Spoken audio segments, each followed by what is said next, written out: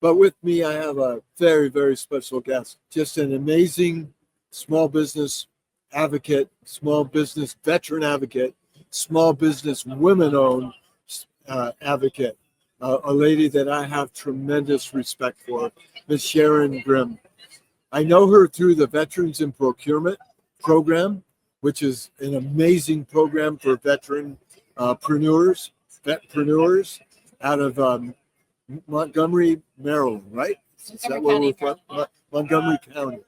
And so with us today, Sharon has done something that I want to really commend and something that I would highly advocate for, even though she may tell us a different story. So one of the things that we have talked about through the series of podcasts is teaming and joint venturing and doing mentor proteges. However, we have always qualified that by saying that you need to be really in a good position with your partner, because it's like getting married. And so that relationship needs to be extremely solid. Sharon did something that I have never heard of before. She put together a team of 32 women-owned small businesses. And so, Sharon, that's our first question.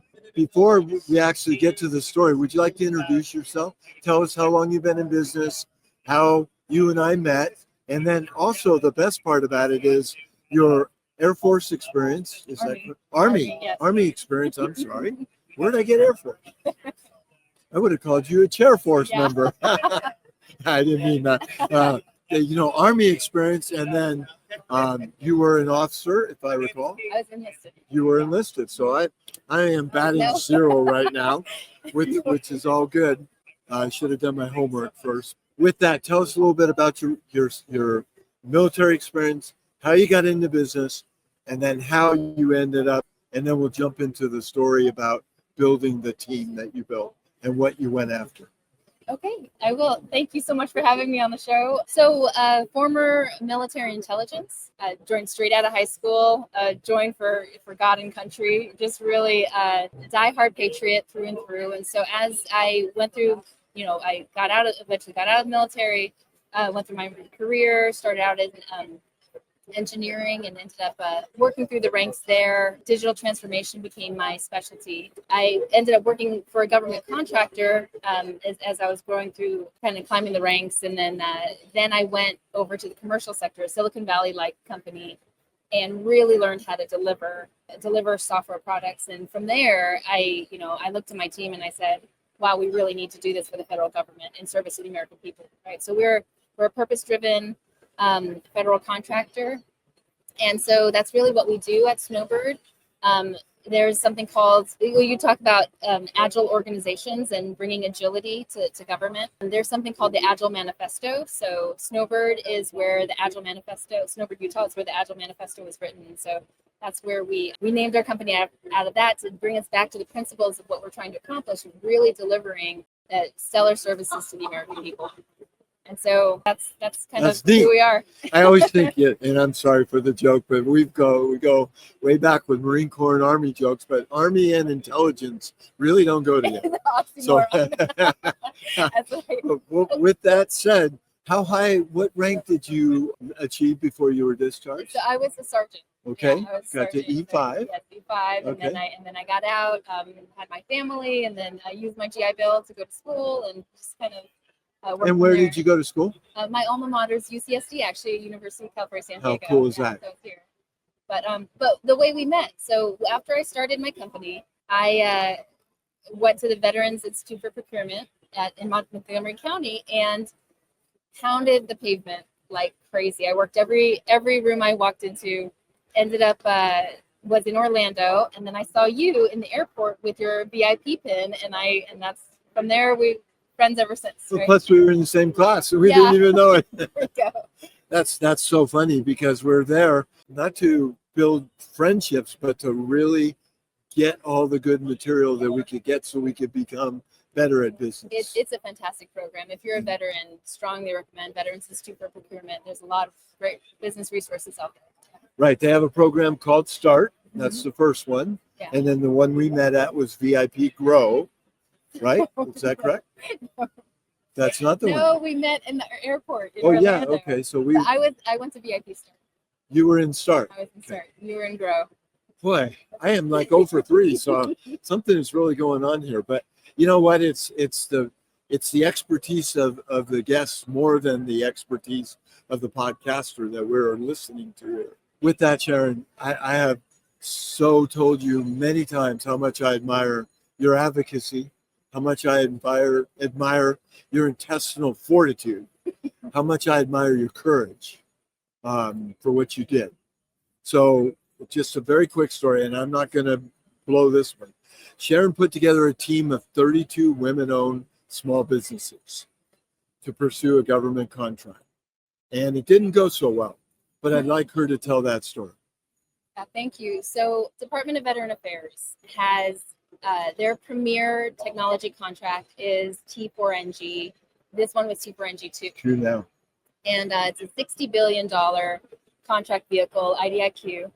And what we're hearing out of the VA and what we've heard out of the VA for years was, there just aren't enough women in technology, right? Well, I knew all of my colleagues, my fellow women veterans that had companies, none of us had contracts with the VA. And it really was us coming together. So 1.5% of the technology budget goes to women businesses. Well, we make up half of the workforce, right? And women veterans are the largest growing demographic of veterans, right? So it made total sense that we need to expand the women veteran base with the VA so that we are actually representing the very people that we serve, right? And so when T4NG2 was announced, it is the most coveted contract vehicle.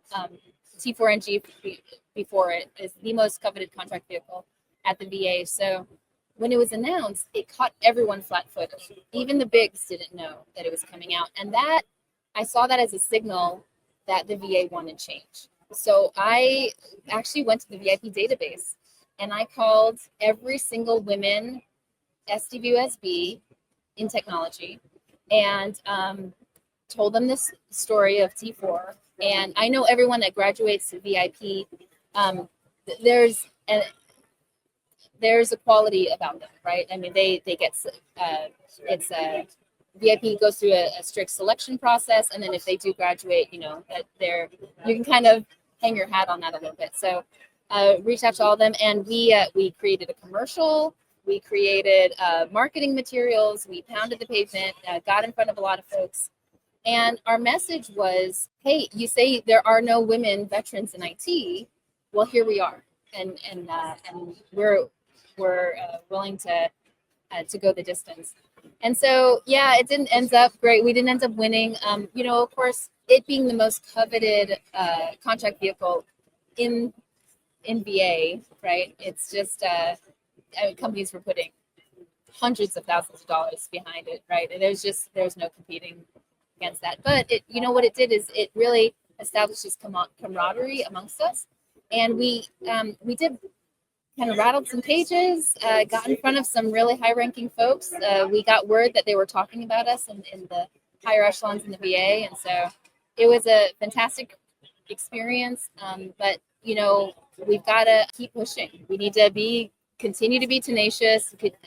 Subsequent to that, there was a VA Spruce IDIQ that came out, and we pulled together a team to pursue that. We created a hot sauce, and we were the secret sauce. That was another thing, and had taken lessons learned. But I guess so. The takeaway here, even though we didn't win a spot on Spruce either, it's just this is. Anyone will tell you this is a marathon, and you just got to keep putting yourself out there, and you keep pushing, and then you'll eventually win. So my directors for this always ask me to pull out golden nuggets out of this, and I can't think of a better golden nugget than no matter what the result is, you must keep pursuing your dream. Sharon, what is your dream? It's grandiose. That I want to hear it. So you know what I call a big dream? A BHAG, right? A big, hairy, audacious goal. So what is yours? So the purpose of Snowbird is to help narrow the wealth gap in America. The United States government is the #1 spender in the world. For us to leverage that contracts and those funds and direct funds to our dwindling middle class, we're bringing marketable, transferable skills to hub zones. We're a hub zone contractor. And the thing is when you have a wide wealth gap in America, what that does, or in any country, it leads to instability. And so, and then that's a weight on our social services. That's a weight on our prison systems, our foster systems, everything, because people turn to crime. There's all sorts of social and economic things that happen when you start to have pervasive poverty in a nation. And so by bringing marketable, transferable skills to underserved communities, by empowering my fellow American entrepreneurs, and small businesses, we're the backbone of America. So Yes. by Yes. supporting our fellow small businesses, we and our American entrepreneurs, we're the job creators, and that is what is going to bring long-term economic stability to our nation. And so that is really our BHAG, is to narrow the wealth gap. That is a BHAG too. I love it. I love it. And you notice how it's capitalistic driven.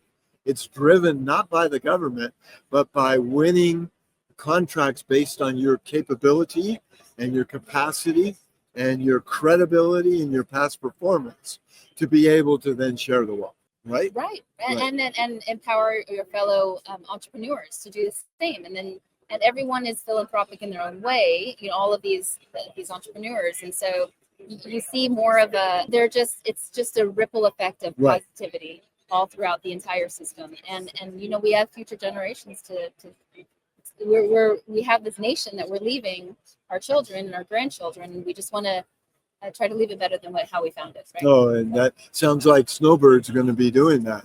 A couple other things. You mentioned historically underutilized business zones, hub zones. For those that aren't aware of it, a hub zone is in that historically underutilized business zone, and it is a target of economic activity from the federal government.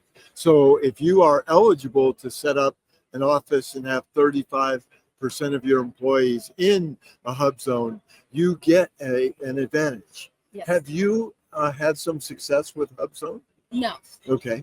I'll tell you, it's a relatively recent certification for us. It is very appealing to large prime contractors, right? Because a lot of times their small business participation goals, they have multiple boxes to check. And we're basically a 4 for 1, right? If they have 4 different small business set-asides, or small business goals that they have to reach, then basically if they give us 1%, it counts as 4. So that's really it makes us very appealing to prime contractors. So from that perspective, we get invited to a lot of teams because we are what people dub the purple unicorn. We get invited to be on all these teams, but it's new. The certification is new enough. It's less than a year old for us to really have seen the benefits. Okay, so you're only a 1-year-old up then. We're only a 1-year-old. Yeah, I wasn't aware of that. Yeah, so that it does take a little bit of time. That's the other thing I think that Sharon is really talking about. It does happen, but it is not likely to happen that you're going to win a contract your first go around, right? It's going to take years and years. And what would you say the sort of the focus and the real golden nugget that we are seeking out of this podcast is, what are the lessons that we can learn as a vetpreneur, as a woman-owned small business owner? What would you say is the key to the success that you've had to date? Well, I think tenacity, right, is really the key to success. I mean, you just have to keep pushing. And I guess my advice I would provide the viewers is that the barriers to entry for small business is so high that there is a tremendous amount of investment that you have to put in not only the regulatory infrastructure, but also the relationships that you build. So if you don't have existing relationships, and if you don't have existing knowledge of the systems, you may offer this amazing capability, but you're at an extreme disadvantage. So all of the time, initially, you want to be out there, putting yourself out there, establishing those relationships, and knowing someone for a couple of years isn't long enough, right? People need to really know you and trust you to be able to want to do business with you. And so if you don't already have that established, then you're at a disadvantage. Now, I was starry-eyed, just we have this amazing capability. We want to serve the American people, right? For God and country, like that kind of mentality. Thinking back to it, it was quite naive, right? Because when I come into it, I'm competing against people who have served 30 years in the service with our customer. We have, friends and spouses and children that ended up starting their businesses because they have that institutional knowledge or all the relationships already established. And so I meet a lot of entrepreneurs that were starry-eyed like me, right? Yes. Coming in, oh, well, we have this amazing capability and we do cybersecurity, so we can do all these things. I'm an expert in this. Just know that you're at a disadvantage, and it'll take years to establish these relationships and keep showing up until you finally get that break. And you might go $1 million in the hole before it happens, right? No, and that is so true, because it's all about people do business with people they know, they like, and they trust. No matter where you're at. And even if it's federal government. And although it's not really supposed to be like that, when they advertise lowest price technically acceptable or best value contract, it really is about the one that's able to get in there and be able to convince them. So finally, I think in closing, I'd like to very quickly address, if you could do one thing over again, what would that be? I could do one thing over again. Okay, so I think I have a list, but I think I'll go very practical for the new businesses, for the small businesses. Very, very practical. Is that because you need an excellent accountant, you need an excellent lawyer, especially in GovCon. But when you are going without pay and you're on like peanut butter and peanuts, right? Or peanut butter and bread, it's your diet, and you're just, I know of an entrepreneur, very successful entrepreneur, that she lived in her car for a while, eating ramen bowls, just trying to get to that next stage. Make sure that you document, you either have like a deferred payment, or you loan anything that you put into the company, you loan the company money that's collecting interest, because over the years, when you do become successful, you'll eventually be able to get that back, and with interest. And I say this because every single entrepreneur that I've met that starts a company, they don't pay themselves, and they don't pay themselves on the books.